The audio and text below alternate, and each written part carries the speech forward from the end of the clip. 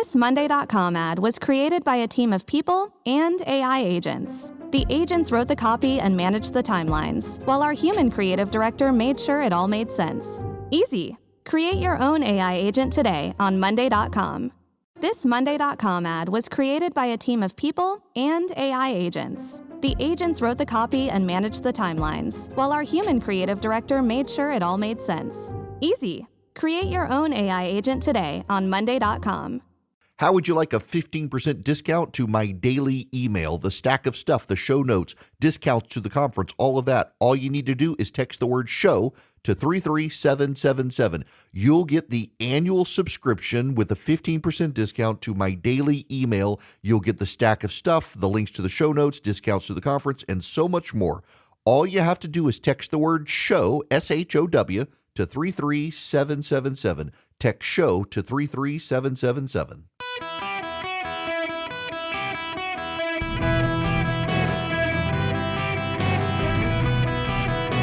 Welcome to the Erick Erickson Show podcast, Hour 2. We have some video incoming of this anti-ICE activist. It looks like he actually poured gasoline and set fire on it. The original report was an incendiary device outside the federal immigration court in New York City, and it appears he poured a bucket of gasoline and set fire. Interesting. We will keep posted on this story as it develops. The mayor of New York has tweeted out what occurred outside 26 Federal Plaza this morning was deeply disturbing. I'm relieved no one was seriously injured, that a suspect is in custody. And then goes on to say our administration will continue to ensure every New Yorker is safe in the city and accountable any who threaten it, and hold accountable any who threaten it. We will see about that. We will see about that. Yep, there's the video guy. Looks like pours gasoline and then strikes a match. And yeah, it looks like there might have been some incendiary devices thrown into the fire. We'll see. Welcome. It is Erick Erickson here, 877-973-7425. The Tate brothers have been arrested. The United States Justice Department is confirming Department of Justice leadership approved the arrest of the Tate brothers, contradicting the brothers' own lawyer. This, according to PBS, Joseph McBride, their lawyer, claimed DOJ leadership was unaware that a low-level functionary had greenlit the arrest. The Justice Department is now confirming the acting Attorney General Todd Blanche signed off on their arrest. While all of that is happening, folks, we got to talk about Iran. Phone number here, 877-973-7425.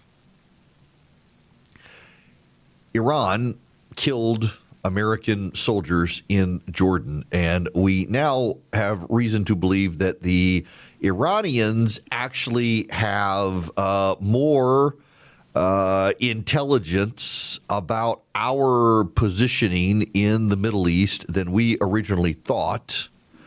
They have much more intelligence, and our military has not been as forthcoming as we might have expected otherwise. The Pentagon this morning has released the names of the service members. First Lieutenant Tyler James Frean, 25, of Iwa Beach, Hawaii, was killed. And Private Isabella Gonzalez, 19 of Carrollton, Texas, was killed. Lieutenant Frean was assigned to the 32nd Army Air Missile Defense Command in Fort Bragg, North Carolina. Private Gonzalez was assigned to the 10th Army Air Missile Defense Command in Ansbach, Germany. Another service member was killed in northern Iraq during the disposal of a downed Iranian attack drone on Saturday, the Pentagon said. That person's identity has not been released. This brings the fatalities to 17 military personnel who have been killed since February 28th dealing with Iran. The Iranian missile barrage that killed Gonzalez and Fian in Jordan left another soldier missing on Sunday. A U.S. official who spoke on the condition of anonymity because he was not authorized to discuss the matter publicly said that remains at the scene are believed to be those of the missing soldier.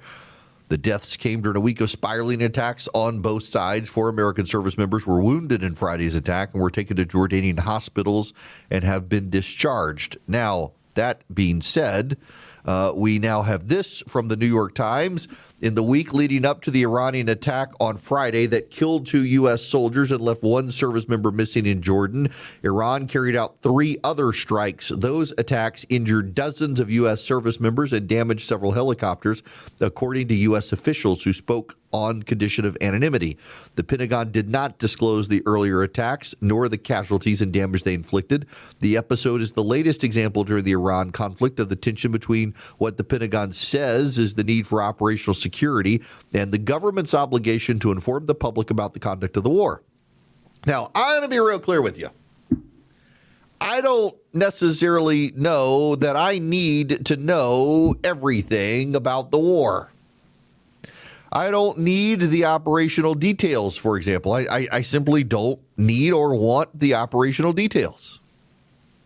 I don't need or want a lot of what is on the offering from what the media demands that we get.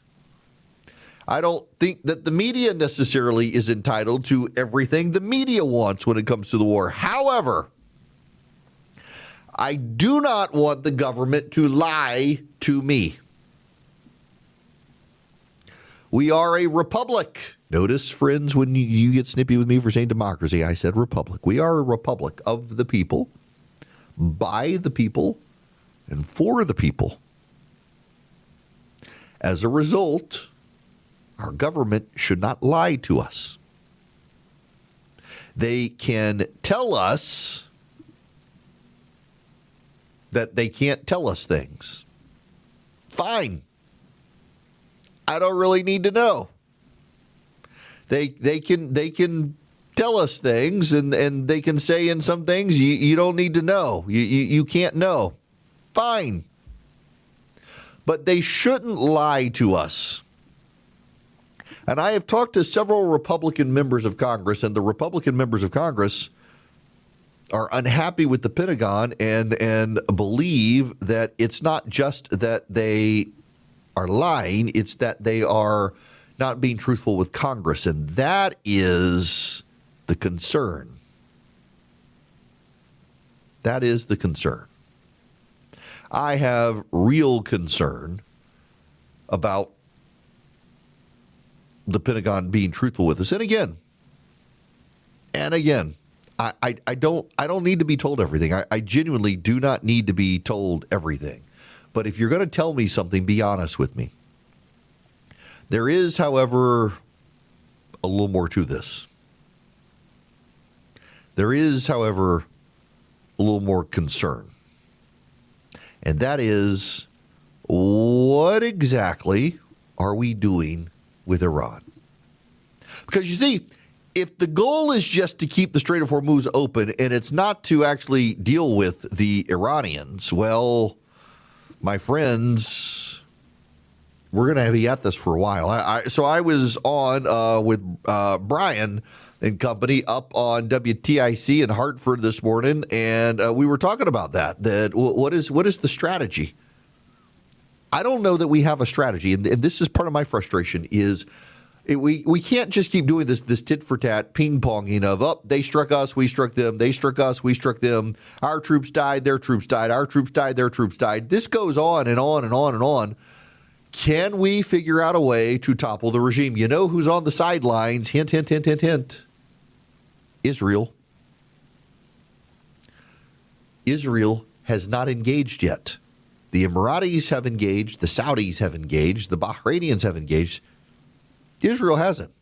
And can you really blame Israel for not engaging yet? I mean, every time Israel tries, they're highly effective and they get thrown under the bus. So why bother? But it sure seems to me like it would be worthwhile for us to allow Israel to engage in the situation and allow Israel to start blowing up the Iranians and maybe, just maybe, allow the Israelis to engage in some sort of regime change plan. Why not? Why not? Guys, if we just do this tit for tat through the midterms, it's going to ultimately hurt us more than it hurts Iran, because while Iran may hurt economically, it's a dictatorship of unarmed people where the dictators have the guns and the people don't, and they can outlast us for the next few months. The midterms are in November. The Iranian regime probably isn't going to be toppled by then, even with economic pain. The rioters can go riot in the streets and get gunned down. The Iranian regime has already shown no hesitancy in gunning down its own people. They gunned down 100,000 plus people. I mean, they murdered in January 50,000 people in cold blood. They actually had to pressure wash the streets. There was so much blood on the streets. They don't really care. We care. We have problems. We as a nation have to come up with a way to take on the Iranian regime. The Israelis had a plan. The president forced them to pull their punches on the plan. And now they're sitting on the sidelines. It just seems to me that we should probably try to get Israel to come back in and just let them have their way with Iran. Let them come back in. We have festering anti-Semitism now in this country. And by the way, I thought this was a notable admission from John Kirby. Remember John Kirby? He was the national security spokesman for the Biden regime. He was on MS Now. Listen to this. Well, Admiral, I'm listening to you. I'm trying to just keep all this in front of me. And so if you're talking about self-preservation from a regime, maybe that's happening here in the United States. But the IRGC, as it deals with factions there, what does this indicate about the prospect of the whole nuclear question? Because if they're trying to retain leverage over Donald Trump, what does that say about their incentives to do anything resembling the thing that Donald Trump allegedly has been seeking, which is the end of a nuclear Iran? Well, make no mistake, the hardliners, the mullahs and the IRGC still want to pursue a nuclear weapons capability. They're a long way from that now, thanks to the attacks last June, those strikes. But I think they still want it. What they have discovered, though, Pablo, is that they already have a weapon of mass disruption, and that's the Strait of Hormuz, and holding up traffic in and out of the Persian Gulf. And they continue to wield that weapon pretty effectively. There were some more strikes just in the last 24 hours. So they are definitely willing to take this to the brink. But I think right now their main focus is on using the leverage of the Persian Gulf and the economic disruption that the disruption of flow there is causing. That doesn't mean that we still don't need to worry about their nuclear weapons desires. But I think that's really not front of center for them right now. Yeah, it's not front of center for them. But as John Kirby notes, they still want their nuclear weapons. And what's so notable is that he was part of the Biden administration where they, at the time, insisted that Iran wasn't working towards nuclear weapons. Oh, they're working towards nuclear weapons, and they have been working towards nuclear weapons. Right now, he's right, though. They want to control the Persian Gulf, where there's still a significant amount of oil flowing in and out. This is Brett Sadler on Fox News Sunday. Okay, so we're going to look at another map that shows us more broadly some more of the retaliatory strikes coming out from Iran. We obviously have a lot of allies and at least partners in the region who are taking this incoming. And there had been conversation a few weeks ago that maybe that was the reason we'd stop some of the more kinetic action, that there had been conversations with them asking us to pull back on that. And yet Iran is now very actively going after these targets. I think there's also just equally, on the part of our allies in the region to push forward and more aggressively prosecute this conflict to its conclusion. It's in their best interest that Iran is not able to reconstitute itself and be unreformed. In other words, they'll just come back even more angry and more of a threat in the future. So we need to finish the job. And I think our partners in the region want to see that too. And from the Iranian perspective, they've alienated themselves and they've surrounded themselves now with active military threats because they've attacked all their neighbors. And it also is indication that they only have shorter range type of capabilities. Another indication that perhaps why they're not attacking further afield is because that capacity to target is no longer there anymore. And also why they're going down to work with another one of their proxies, the Houthis, to hopefully start attacks on shipping in the Red Sea again. Yeah, look, Iran is firing up to take us on. We should fire up to take them on. This is the president. This is a far bigger job that we're doing. We were doing a little job of stopping them from having a certain capability. Now we're just ending it. So it's really not the same thing. What we're doing now is we're ending any chance where they could have a nuclear missile. If you look at it, after a week and a half, not 4 weeks, a week and a half, 2 weeks, we stopped them from probably, but I don't want to have the word probably. That's the president. Again, he doesn't want to have the word probably. We need to figure out a way to end this regime. Otherwise, we're just going to be there for a long time. You want to get our troops out of the Middle East? You got to get rid of the Iranian regime. Got to get them out of the Middle East.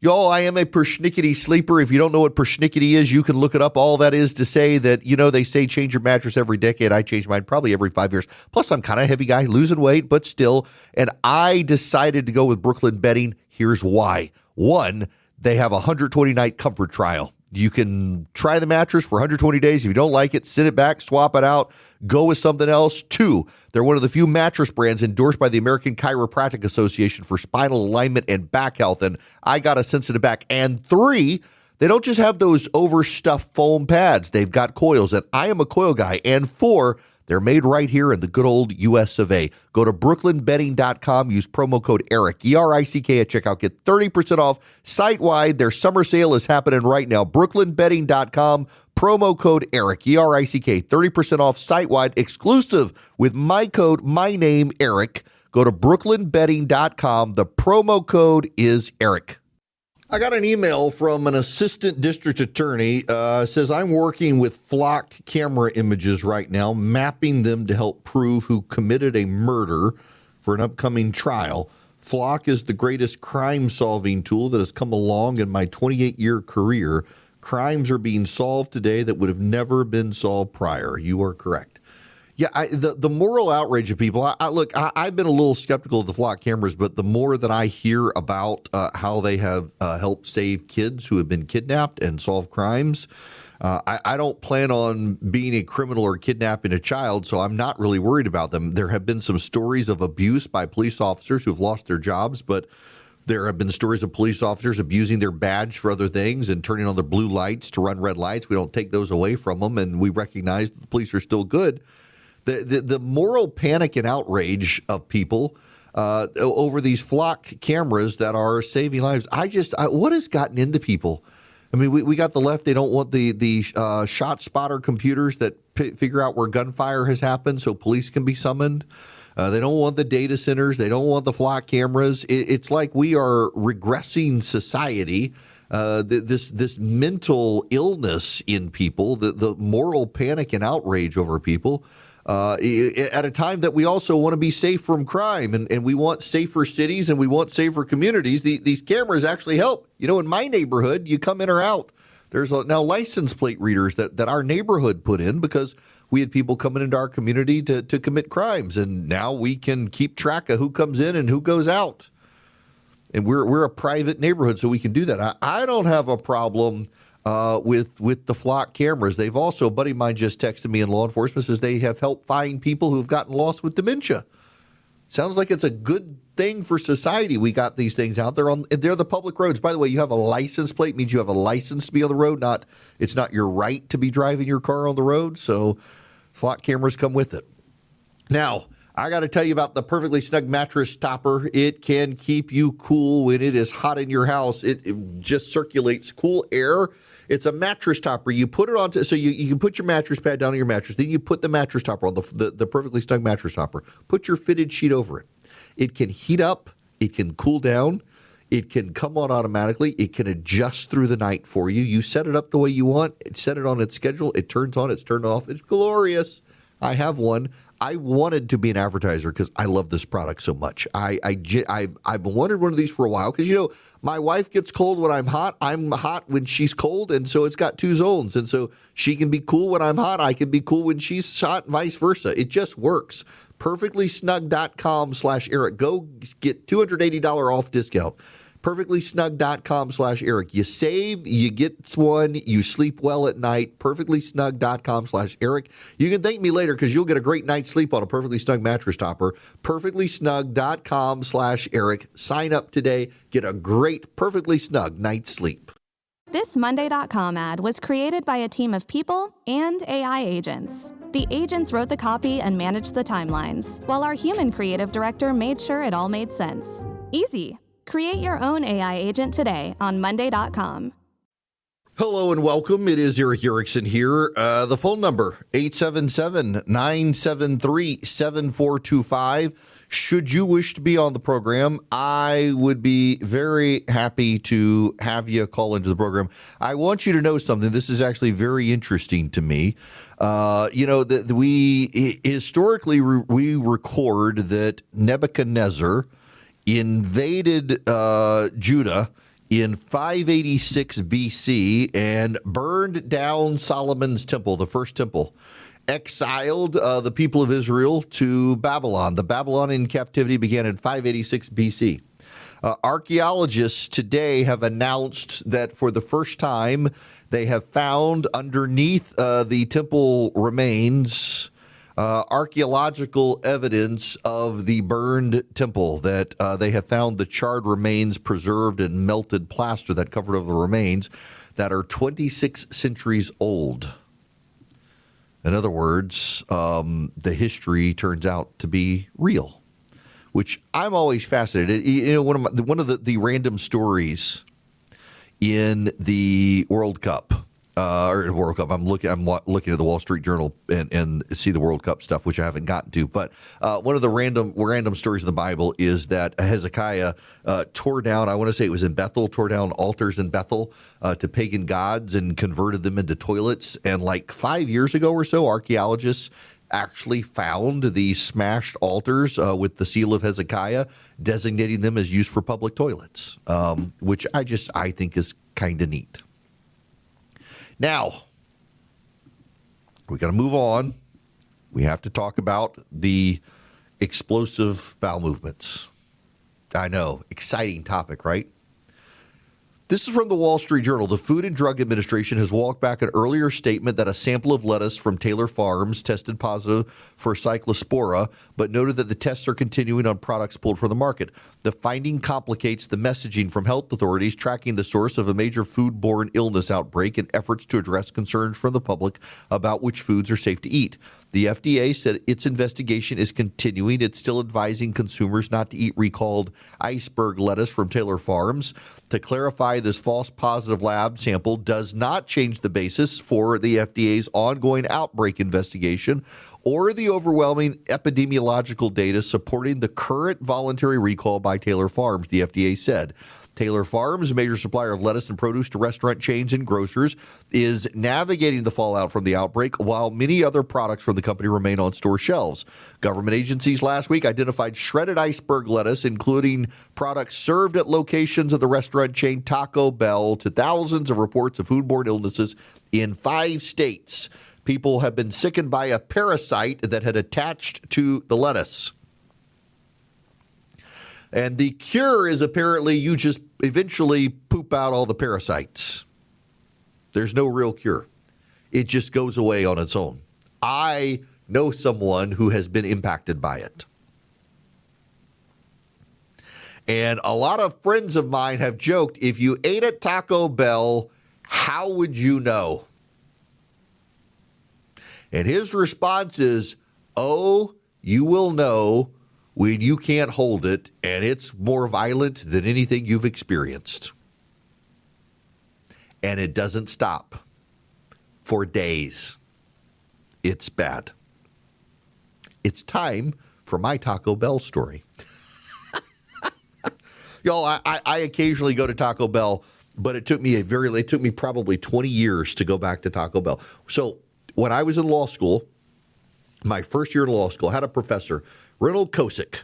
Everybody was scared of Reynold Kosick. He was the contracts and sales professor. He was a wonderful human being. He passed away a number of years ago from cancer. When I was done with law school, I would continually go up to his office and visit with him. I thought the world of the guy. He was just a wonderful human being. And my very first year in law school, I had him for sales, where you learn the Uniform Commercial Code. It's a statutory law class sort of thing, and you learn the code, and he divided the class alphabetically. And the rule was that 5 people went every day. You had to stand and answer questions. And if you were not there you could figure out when your day was coming up. And if you were not there on your day, the second rule was he reserved the right to call on you every single day thereafter, unless your excuse was you're dead. Didn't matter if you're skipping for a funeral, if you're skipping for your sick. He's life is not fair, and neither am I. And when you stood and addressed him, you were not allowed to say, I think. He'd say, you're not paid to think, Mr. Erickson. You're paid to know the answer for your client. And if you said he or she or used another pronoun, who's the he, who's the she, you have a case, there's a plaintiff, and there's a defendant, use the proper names. And he'd drill it into you. It was on a Monday that I was called for Kosik's class, and on that Friday previously, I went to Taco Bell. I can still remember my order because it's the last order I ever got at Taco Bell for 20 some odd years. A beef burrito with refried beans and a soft taco, ground beef, hold the lettuce, just the cheese. By 7 p.m., I was in the hospital. Uncontrollable. It was everywhere, out of everything. It was the throw up. It was everything. It was like the clip to spore. It was horrible. It was so bad. And a friend of mine was a doctor, and he's like, you should go to the emergency room. I went to the emergency room, and I got admitted to the hospital because it wasn't just food poisoning. I also had some sort of stomach bug. So I had a stomach bug and food poisoning at the same time. I was super dehydrated, and I was in the hospital, and it was bad. It was awful. It was so bad. And all they could do was they put me on medicine to keep me from having to use the bathroom and throwing up. It was horrible. And I was on IV. It was awful. And on Monday, I needed to leave because I had to go to class because it was my day. And the rule was, if you were there short of death, you'd get called on every day thereafter, and points would be taken off your final score if you were not there.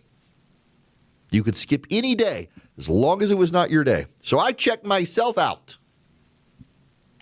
And I made my way back to the law school, and the dean of students, Mike Sabbath, God bless him, he saw me as I was entering, and he says, why are you here? I said, it's my day in Kosik. And he said, oh, have you done the assignment? I said, I know nothing. He says, what is your section? And I told him it's about fungible goods. I will never forget what a fungible good is because of this day.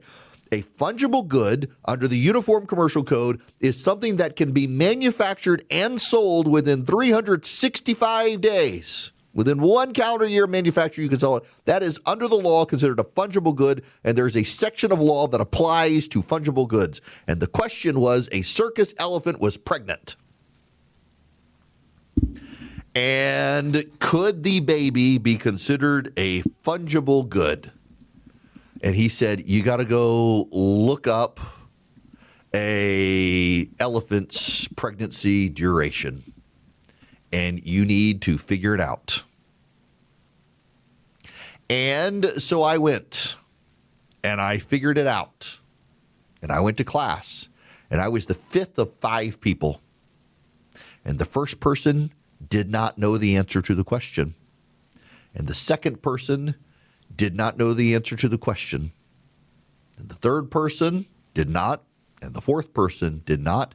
And by the time he got to me, he was in full-on rage because to answer the question of can a fetal elephant be a fungible good, you kind of needed to know the gestation period of an elephant. And I said no, only because Mike Sabbath had told me to go look it up. An elephant has a gestation period of 18 months to 22 months. I said no. He said, Mr. Erickson, read the question. And I read the question about the elephant. He says, Mr. Erickson, does it say what kind of elephant? I said, no, sir. He says, there are 2 kinds of elephants. Do you know them? I said, yes, sir. There's an African elephant. There's an Indian elephant. Mr. Erickson, do you know which elephant it is? I said, Professor, it does not matter. The gestation period of an Indian elephant is 18 months. The gestation period of an African elephant is 22 months, neither of which is 12 months. So no, a fetal elephant cannot be a fungible good. And then he says, how do you know the difference? I said, well, one is short, small, brown, and the other is large and gray. The African elephant tends to be big and gray. The Indian elephant tends to be smaller and brown. How do you know? Well, I've ridden an Indian elephant one time when I was a child growing up overseas. We were in Thailand, and they had one in Pattaya. He says, do you know the closest cousin to the elephant? I said, no, sir, I do not. He says, the dolphin. And then he looks at the class and he says, ladies and gentlemen, Mr. Erickson checked himself out of the hospital to be here today. He was sick. He is now dismissed, having been the only person who could answer the question, the guy who was in the hospital all weekend. And the girl next to me made some snide remark saying, you could have given us the answer. At which point I began to projectile vomit all over the classroom. And everybody got to leave the classroom because I could not stop. I was not in school for the rest of the week. That is my Taco Bell story. I'm sure you all wanted to hear it. You will never now forget the answer to the question. Can a fetal elephant be a fungible good? You will say, no, it cannot be. How do I know? Because Erick Erickson projectile vomited all over classroom C at Mercer University Law School, answering that question years ago after getting food poisoning from Taco Bell. And today, the story repeats itself with other people having gone to Taco Bell and gotten this. And now, of course, the punchline is, of course, that progressives wish to make this about the cuts at the FDA and members of the media. If the president had not fired all of these people from the FDA, would they have discovered this and stopped it before it happened? And the answer is, from the experts, no. Occasionally, these things happen. Most times it is based on voluntary recalls, and Taylor Foods has engaged in a voluntary recall. It appears the source of the problem was that the vegetation was grown in Mexico, and the water was contaminated with sewer water that was splashed on the leafy green vegetables. Now, a friend of mine is a world-renowned chef, and we were talking about this story, and I did not know this, but he told me that if you wish to protect yourselves from things like this, go to restaurants that are whole food restaurants that don't get the bagged salads. And he said, when you go to the grocery store, buy yourself a whole head of lettuce, because it tends to be that the different food poisonings that come from leafy greens come from the bagged lettuces, not the whole heads of lettuce. And that if you buy the whole head of lettuce and you chop it up yourself and you wash it and put it in a salad spinner, and then you put it in a Ziploc bag with the paper towel that keeps out the moisture, one, it lasts longer than the bag stuff, and two, it stays crispier than the bag stuff, and three, you're less likely to have particulate contaminant in it. So buy a whole head of lettuce, particularly like romaine, chop it up, put it in a Ziploc bag that has a paper towel in it, and after you've thoroughly washed it and drained it with a salad spinner, if you've got one, and your lettuce is not only going to last longer, but it's going to be less likely to give you a foodborne illness. That most foodborne illnesses, apparently, that come from the grocery store come from either the meats or the vegetables, the uncooked stuff. People eating the raw vegetables. And it doesn't matter that the FDA has had people laid off. It doesn't matter that the Trump administration has reformed them. So many people want to blame Donald Trump for this. It had nothing to do with Donald Trump, and way too many people on planet Earth want to blame Donald Trump for everything. Any bad thing that happens is somehow his fault, and yet this sort of stuff happened in the Biden administration. It happened in the Obama administration. It's happened in the Bush administration. It doesn't make it Donald Trump's fault whether the FDA is fully staffed or not. Sometimes these things just happen. And also, when you eat at Taco Bell, well, sometimes things go badly. I know from personal experience. After 20 some odd years, Philip's brother, Andrew, is a big Taco Bell fan and finally convinced me that I should at least try a taco from Taco Bell. It was one of those Dorito ones. It was pretty good, and I survived, and it didn't become part of my weight loss plan. I've gone back every once in a while. Soft taco from Taco Bell, not a bad thing, and they're really cheap. But also, don't eat Taco Bell all the time. Y'all, I am a persnickety sleeper. If you don't know what persnickety is, you can look it up. All that is to say that, they say change your mattress every decade. I change mine probably every 5 years. Plus, I'm kind of a heavy guy, losing weight, but still. And I decided to go with Brooklyn Bedding. Here's why. One, they have a 120-night comfort trial. You can try the mattress for 120 days. If you don't like it, send it back, swap it out, go with something else. Two, they're one of the few mattress brands endorsed by the American Chiropractic Association for spinal alignment and back health. And I got a sensitive back. And three, they don't just have those overstuffed foam pads. They've got coils, and I am a coil guy. And four, they're made right here in the good old U.S. of A. Go to brooklynbedding.com. Use promo code Erick, E-R-I-C-K at checkout. Get 30% off site-wide. Their summer sale is happening right now. brooklynbedding.com. Promo code Erick, E-R-I-C-K. 30% off site-wide, exclusive with my code, my name, Erick. Go to brooklynbedding.com. The promo code is Erick. So, there's a punchline to my law school story of how infamous it was. Years later, when I was in my law practice, and we had a law clerk working for us at my law firm, and the kid is in sales. I said, "What are you working on?" And he tells me, he says, "Oh, I remember that." Before I could tell the story, he says, "Did you ever hear about the guy who one time had to answer the question and then started throwing up all over the classroom?" I said, "I was that guy. That was the story I was about to tell him." We really do need to talk about other stuff, but I'm sorry. I could read every time I've heard about this Taco Bell story the last few days, and now to know someone who has had this and how awful it is. I mean, I just assumed it's like, okay, like stomach. No. Orders of magnitude far worse than a stomach bug. This food poisoning situation is with this parasite people are ingesting. When we come back, by the way, I want to take a detour through the headlines into the things that are, well, we got to remember that they work. I do want you to know a buddy of mine texted me. Now, it's a little bit of propaganda because of who he works for, but he's right. That Chick-fil-A hand washes all the lettuce that goes into its salads. Of course they do. Of course they do. God's chicken. So y'all know the Japanese guy, by the way. So I've read you some of his posts. There's the Japanese guy who came here for the World Cup, and he has been going to places like he discovered a Waffle House. He went to a diner and had never heard of Sunny Side Up eggs. Well, he went to a Chick-fil-A in Georgia, and they said, "My pleasure," to him. And he tried to say to them, no, it was my pleasure. And they said, "It was my pleasure." And then he decided he needed to bow, but he was in his car and he could not bow. And they did not like him getting out of his car to attempt to bow. And he decided he was going to go back the next day and he was going to win the politeness game. And he was shocked to discover they were not open on a Sunday. And how could this institution survive not being open on Sunday? Well, it's God's chicken. God finds a way. But Chick-fil-A, yeah, they hand wash theirs. By the way, they have brought back the pimento cheese chicken sandwiches. My gosh, I missed them last year. I got one the other day. You put pimento cheese on anything, and it just makes it better. I'm pretty convinced of that fact. All right, we got to move on to other things. We have to go with what works when we come back. But also, there is a very interesting piece in Among Things, The Atlantic, about the decline of academia. And how academia really is shutting out conservatives. And the pushback from the academy is that we're not pushing conservatives out of the academy. They're just unable to be up to snuff in the academy.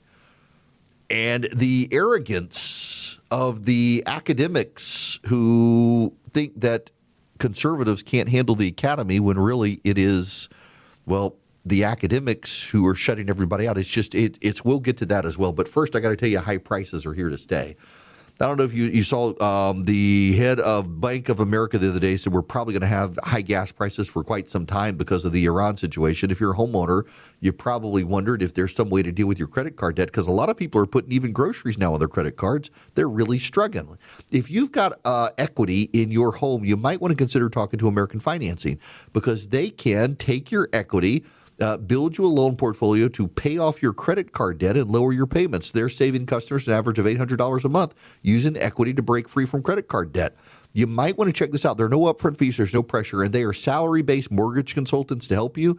You might be able to delay 2 mortgage payments as well. Call American Financing, 866-886-9262. That's 866-886-9262, or go to americanfinancing.net/Erick, E-R-I-C-K. NMLS number 182334. NMLS ConsumerAccess.org. APR for rates in the 5 start at 6.327% for well-qualified borrowers. Call 866-886-9262 for details about credit costs and terms. Visit AmericanFinancing.net/Erick. Average savings based on borrowers who save over $199.